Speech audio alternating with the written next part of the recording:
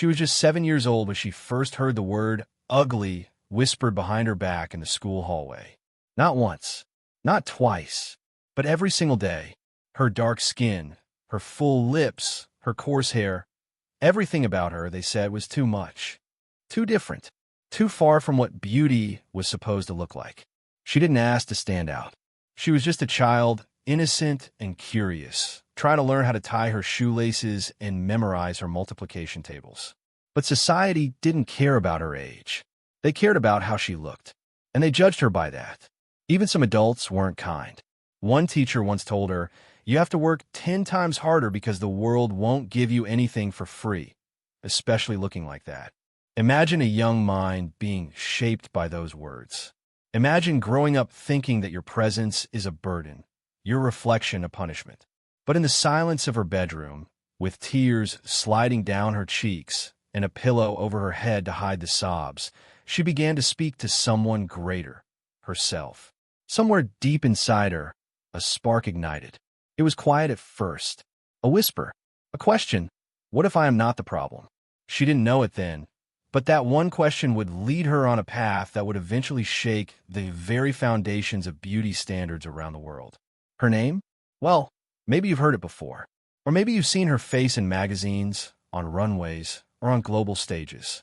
But before all of that, she was just a little black girl who believed she was unwanted, until she decided to unlearn the lies. Her journey wasn't easy. She remembers being in 5th grade when she brought home a drawing of herself for art class. Her skin was colored in the darkest brown crayon she could find. Her teacher said, "Are you sure you want to use that color? Maybe try something lighter." Those words haunted her, but they also lit another fire in her. She began to devour books about African queens, warriors, philosophers, and inventors. She read about people who looked like her, whose stories had been buried, erased, or ignored. She began to realize the world didn't lack beauty in her image. It lacked eyes willing to see it. By the time she entered high school, the same girl who once sat at the back of the class with her head down now walked with a quiet kind of strength. She didn't shout for attention, but her presence was beginning to speak volumes. She started writing poetry, letters to her younger self, notes to the world. Her words bled truth, pain, power, and eventually, hope. One poem she wrote went viral when she was just 16. "They told me I was born in the shadows, but now the light bends around me. They call me ugly, and I made it my crown." That one post was shared across platforms. Millions of people read it. Some cried, others reposted, but many simply whispered, "Thank you," because they saw themselves in her. People who had been overlooked, mistreated, judged. People who were waiting for someone like her to stand up and say, "No, I am not too much. I am exactly enough." That moment wasn't the peak. It was the beginning. Brands began calling. Interviews were offered. But she remained grounded. Because her goal was never fame. It was freedom, not just for herself, but for others like her. At 18, she launched a foundation focused on redefining beauty standards for young girls of color. She went back to schools, sat in classrooms, and told little girls, "You are not broken. You're not too dark. You're not too bold. You are a masterpiece in progress." Some of the same classmates who once mocked her were now reaching out to apologize. Some couldn't believe how much she had blossomed, but she smiled gently and replied, "I've always been blooming. You just weren't looking." Isn't it something how the world often waits for someone else's approval before recognizing beauty? Why do we celebrate someone only after others tell us it's okay to do so? She never needed the world's permission. What she needed was her own acceptance. Now, she walks runways in Paris, speaks on panels in New York, and still finds time to braid her younger sister's hair on Sundays. And when asked what kept her going during those lonely years, she always replies, "God whispered what the world refused to say. I made you beautiful, even before you believed it." The transformation didn't happen overnight. It took years of resilience, layers of unlearning, and countless moments of self-doubt turned into self-declaration. But somewhere along the way, the world finally opened its eyes. It began with a single photo. She had been invited by a small independent magazine to do a photo shoot celebrating unconventional beauty. The photographer, a young woman of Sudanese descent, looked at her through the lens, and said something she had never heard before. Don't smile unless you feel it. Just be. You're enough. The photo captured something raw, something untouched by filters or forced perfection. Her deep skin shimmered like onyx under the golden light. Her eyes, firm yet fragile. That one image went viral. Not because of her clothes, not because of flashy makeup, but because it told the truth. A truth that had long been silenced. Overnight, her inbox flooded. Who is she? What's her name? She's breathtaking. Suddenly, the world that once called her too dark, too African, too masculine, was in awe. Fashion designers began calling her the face of the future. Media outlets labeled her the rebirth of beauty. But she didn't let it change her purpose. Because in her heart, she knew the world wasn't just admiring her. They were healing through her. Every young girl who saw her saw a version of herself finally being embraced. Every mother who once felt ashamed of her own skin saw redemption in her daughter's smile. But behind the glam and spotlight, there were still tears. Tears when she stood in front of a mirror after a long day of being styled, celebrated, and cheered, wondering if they really meant it. If they saw her, or just the story they could sell.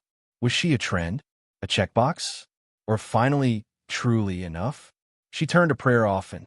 Alone. Quiet. Sometimes on hotel bathroom floors. Sometimes under blankets in unfamiliar beds. And every time, the same whisper from within came back. You are not what they say about you. You are what I made you to be. Still, fame came knocking louder. She was invited to speak at a global youth summit. Standing in front of thousands, her hands trembled. She wore a dress sewn by her grandmother, vibrant African patterns, unapologetically bold. No Western designer, no compromise. She looked like royalty from another era, and she stood like a warrior of this one. When she walked on stage, a hush fell over the crowd. And then she spoke. They told me I was too dark to shine, but stars are born in darkness. They told me I was too bold, but silence never changed anything. They told me I was ugly, and I turned those words into fire. Now I burn for every girl who thought she wasn't enough. The entire room erupted in applause, some in tears. That speech was replayed across the internet for weeks. Celebrities quoted her. Schools played her speech during assemblies. But the real victory? A letter she received from a 9-year-old girl in Ghana. When I saw your picture, I told my mom I want to look like that when I grow up. She told me, you already do. Thank you for showing me I'm beautiful. That one letter meant more than any interview, any brand deal, any runway show. Because it meant that her pain had become someone else's protection. Still, she never forgot the voices from her past. The ones that once laughed, mocked, doubted. Some of them now wanted to reconnect, to collaborate, to celebrate her journey. But she chose her peace over pleasing. She forgave, but didn't forget. She began creating spaces, safe spaces, for young black girls who still sat in classrooms hiding behind their hair, for teens afraid to take selfies, for women who had never been told they were beautiful without a but attached. Workshops, support groups, mentorship programs all blossomed under her guidance. She wasn't just a model. She became a movement. And as her influence grew, so did her mission. She challenged brands to diversify authentically, not as tokens, but as truths. She demanded fair pay, equal representation, and deeper respect. When some pushed back, she pushed louder. And when doors wouldn't open, she built her own. A clothing line inspired by African heritage. A publishing house to promote books by dark-skinned women. A scholarship fund for aspiring artists who felt overlooked. She wasn't here to fit into their world. She was here to build a new one. One interview asked her, "What advice would you give your younger self?" She paused, then replied. I kneel beside her, brush her hair back, and whisper, "The world doesn't know yet, but you're going to change everything." And she did. From being called ugly as a child to being called iconic by global fashion giants. From hiding in classrooms to gracing billboards in Times Square. From wiping away tears alone to helping millions heal. She didn't become beautiful when the world told her so. She was always beautiful. The world just took time to catch up. The ripples of her courage did more than just reshape her life. They redefined global standards. In the boardrooms of beauty giants, her image was pinned as a symbol of revolution. Campaigns that once centered on narrow, Eurocentric ideals now found themselves scrambling to adjust. But she didn't just want to be a face on a banner. She wanted to challenge the system. So she asked the hard questions. Why were there still makeup shades missing for darker skin tones? Why were casting calls still hesitant to book more than one dark skin model at a time? Why did representation feel like a quota, not a culture? At first, some in the industry tried to pacify her. They called her difficult, too passionate, too loud. But she had been silenced before. And this time, she had a microphone. She began using her platform to name the issues others were too afraid to touch. She didn't speak to win applause. She spoke to wake the sleeping. And it worked. Her followers grew into millions. Not just fans, but communities. People of all backgrounds listened because her truth was too powerful to ignore. Editorials were written about the rise of real beauty. She became a household name, not because of scandal, but because of sincerity. She walked runways in Paris, Milan, New York, wearing not just clothes, but culture. Every time she stepped onto a stage or screen, she made sure to carry her people with her. Her team was made up of Black creatives, designers, photographers, stylists, people who had been denied access for years. She said, "It's not representation if I'm the only one in the room. It's not a win if I have to walk alone." Her TED Talk shattered records. Her memoir, titled Unapologetically Dark, debuted as a bestseller. And in every project, every speech, every campaign, she echoed one message. Beauty is not something to be achieved. It's something to be owned. Meanwhile, back in her hometown, the same streets where she once walked with her head low, murals began appearing on walls. Artists painted her in majestic poses, crowned in gold, wrapped in ancestral symbols, eyes fierce with purpose. Schoolgirls reenacted her speeches during assemblies. Mothers named their daughters after her. And in a small corner of her childhood school, a plaque now hangs on the wall. It reads, "She walked these halls. She heard the laughter. She felt the shame. But she rose. And in her rising, she lifted us all." But for all her accomplishments, she remained grounded. She never stopped visiting her grandmother, who would remind her to rub shea butter on her elbows and never forget her roots. She cooked the same foods, sang the same songs, braided her cousin's hair when they asked. Because no matter how high she soared, she never let go of where she started. Once, during an international interview, a journalist asked, "When did you realize you were beautiful?" She smiled softly. The world leaned in. "When I stopped trying to be what they wanted and finally saw what God had already made me." That was the moment everything clicked for people. Her beauty wasn't born out of fame. It was born from freedom. Freedom from approval. Freedom from comparison. Freedom from shame. She taught a generation that being called ugly doesn't make it truth. That sometimes the ones who laugh the loudest are the ones most afraid of your power. That the deepest glow comes from embracing the very thing they said you should hide. She didn't just become a model. She became a mirror, showing people the beauty in themselves. Not everyone cheered for her. Some still mocked, still questioned. But their voices were drowned out by a louder sound. Applause, unity, healing. And perhaps the most profound praise came from those who had once judged her. A former teacher wrote her a letter. "I didn't understand then what I see so clearly now. You were never the problem. My perception was. Thank you for teaching us all." She kept that letter, not for pride, but for proof. Proof that hearts can change, that minds can evolve, that pain can be turned into a platform. In interviews, she often shares one final thought. "They call me ugly, but I became unforgettable, not because of my looks, but because I refused to disappear." And indeed, she didn't disappear. She became a force, a fire, a face that changed the very idea of what beauty means. Not just for Black girls, not just for women, but for every soul who has ever questioned their worth in a world that measures it wrong. Time passed, but her light didn't dim. It expanded. She wasn't just a moment in the spotlight. She became a movement in the soul. Universities began to include her work in their curriculum, not as a celebrity case study, but as a pioneer of cultural shift. Professors quoted her. Students wrote dissertations inspired by her unapologetic confidence. Panels were held in her honor, discussing how one woman's courage forced an entire industry and world to look inward. She didn't want statues built. She wanted systems broken.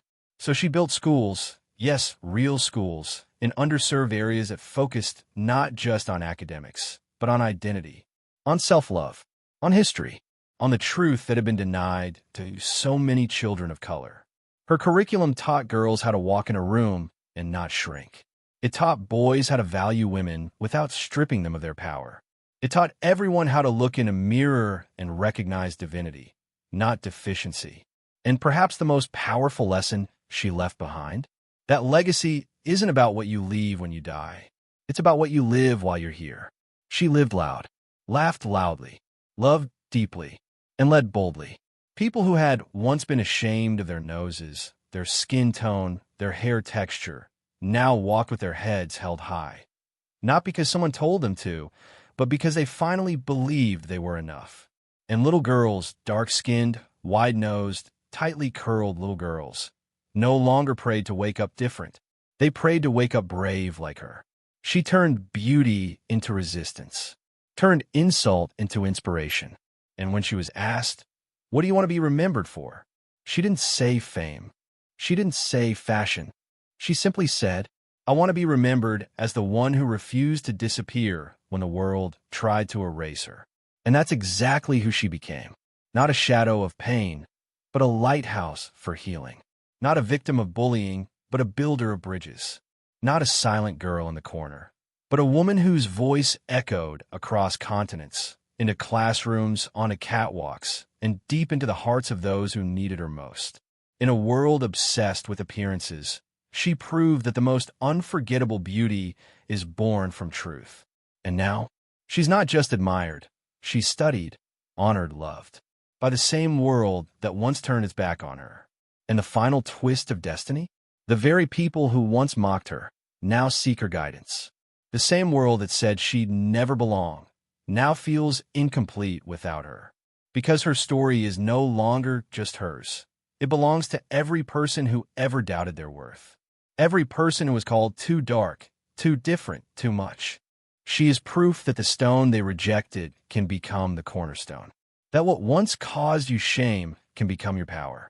That being called ugly doesn't have to define you. Because sometimes, the world just hasn't caught up to your beauty yet. But it will. It did for her. And because of her, it will for you too. Beloved soul, if you've ever felt unseen, unheard, or unloved, let this story echo within your spirit like a divine whisper reminding you. You are not forgotten. You are not a mistake. You are not too much. You were handcrafted by the Creator with purpose in every detail. From the shade of your skin to the texture of your hair, to the sound of your voice and the rhythm of your walk. Nothing about you is random. And yes, the world may have tried to silence you. Maybe they laughed at your dreams, mocked your beauty, or told you that you didn't fit into their definition of enough. But the truth is, you were never meant to fit in. You were designed to stand out, to lead, to heal, to awaken something powerful in others, just like she did. Because the same divine light that burned in her burns in you. Let her journey remind you that rejection is not the end. It is often the redirection toward a higher purpose. Let her healing become your mirror, reflecting back the truth that you are beautiful, powerful, necessary. You are the prayer someone is whispering right now. You are the future ancestor whose strength will be remembered. You are the proof that survival is sacred and transformation is possible. So when they say you're too different, smile. When they underestimate you, rise. When they try to erase you, shine brighter.